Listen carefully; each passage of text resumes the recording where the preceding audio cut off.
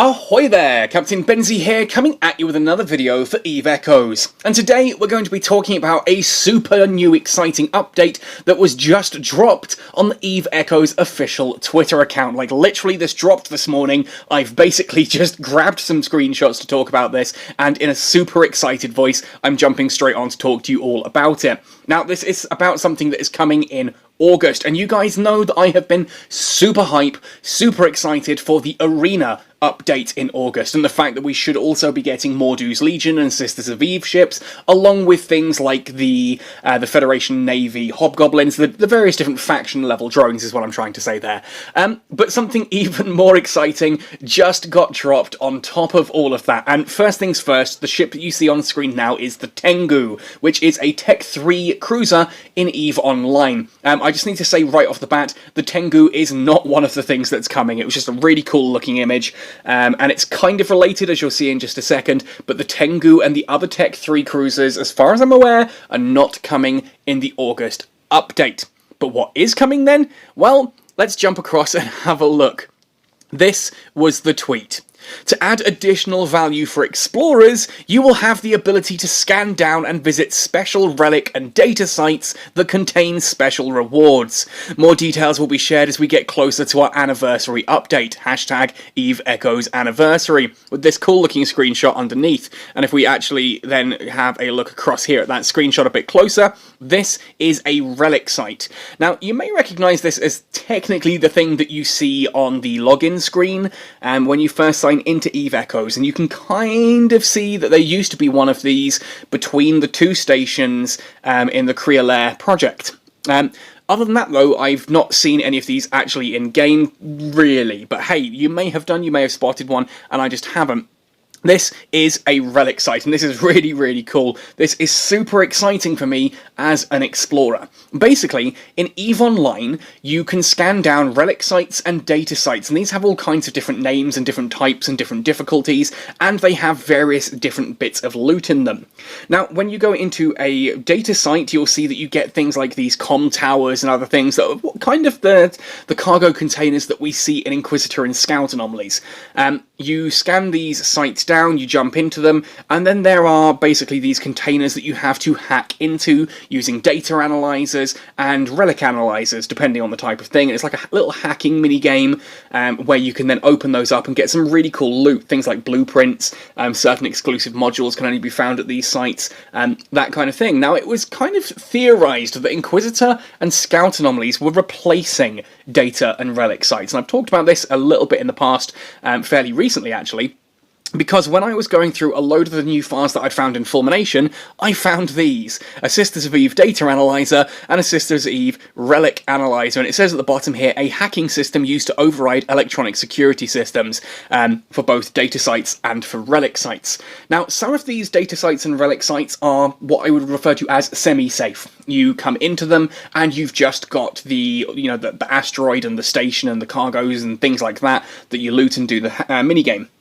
I say semi-safe because sometimes if you fail that minigame it explodes or sets off traps, and that can be very damaging to your ship. In fact, in certain places in the drone lands, for example, you have rogue drone sites in places like Peregrine Falls and the other areas that are not open yet.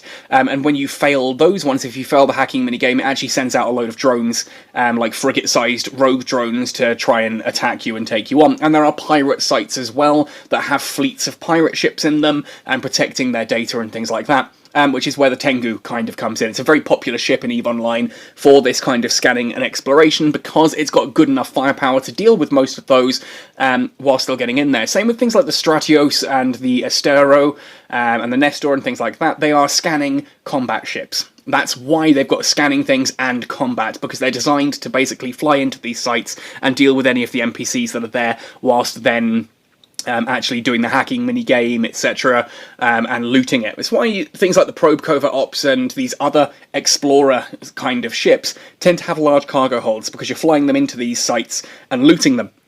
Now, again, this was theorized that those would have been replaced by Inquisitors and Scout anomalies, and I'm super excited to see that that does not appear to be the case here. now that we're getting this in August as well. And it makes sense now that you're getting the Sisters of Eve dropping in August. Again, supposedly, subject to change, just what I have been told. That Sisters of Eve would then come as part of the Arena update. Now, it made sense for Mordu's Legion to showcase the Arena, because they have ties to certain Arena and faction warfare events in EVE Online, but Sisters of Eve seemed a weird thing to sort of tie in with Arena. Now it makes sense that if you're going to have like all of this new exploration stuff dropping in August, let's add some cool exploration ships as well. And I am personally super excited about this. Like, if I have to be completely honest, as much as the exploration update has been one of the most exciting updates for me personally, it's allowed me to go back to being a low-sec pirate, scanning people down, jumping into anomalies, and, you know, getting on with things that way. The PvE side of things was ever so slightly disappointing, because it is super easy to scan down things that you need to. Like, it's not difficult if you've got something like a Probe Explorer, or heck, just a Probe Covert Ops, or any of the Tech 5 Covert Ops frigates in fairness, because the scanning bonuses are actually the same across them. The only difference is that you get an additional rig that you can put another scanning rig in.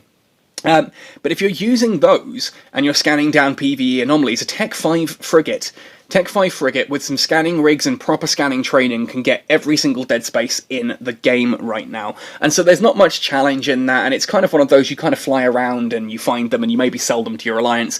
But if you're wanting for a bit more sort of solo fun, there wasn't really much to PvE exploration. So those sort of, you know, the PvE wide resonance scanners have really dropped in price.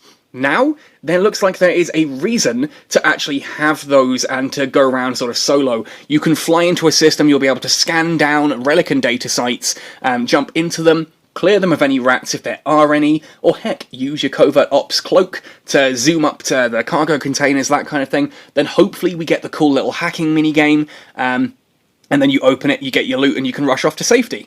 I'm really, really hoping that this is going to be the case, that we do get that little hacking mini-game. This is a great way to make money using exploration, and for those of us who have, you know, skilled heavily into scanning, it is a very exciting time. Now, as an aside, I have no idea what might be in these containers, whether they're just going to be blueprints and things that we've seen, like data cores and that, perhaps. That would make sense, along with things for nano cores. I think, yeah, things like data cores, the nano core materials, blueprints, anything that you'd find essentially in a Scout or an Inquisitor anomaly should be theoretically findable in a data or relic site as well. Maybe that you'll also get some of the stuff that you can send in for scholar points. Maybe we're going to get an update to the scholar point system. That could be pretty cool. There's a lot of theorizing I can do about this, but I'm just happy that we have a reason as a solo player now to actually go out exploring the universe and doing all this kind of crazy stuff there, and I'm going to be having so much fun with this. Now, I can't really be saying much more than that, because this is generally and genuinely all I know about this. This dropped on me this morning. I woke up, I rolled over, checked my Twitter, and like straight away I was like, oh my goodness, and my wife was like, what's going on?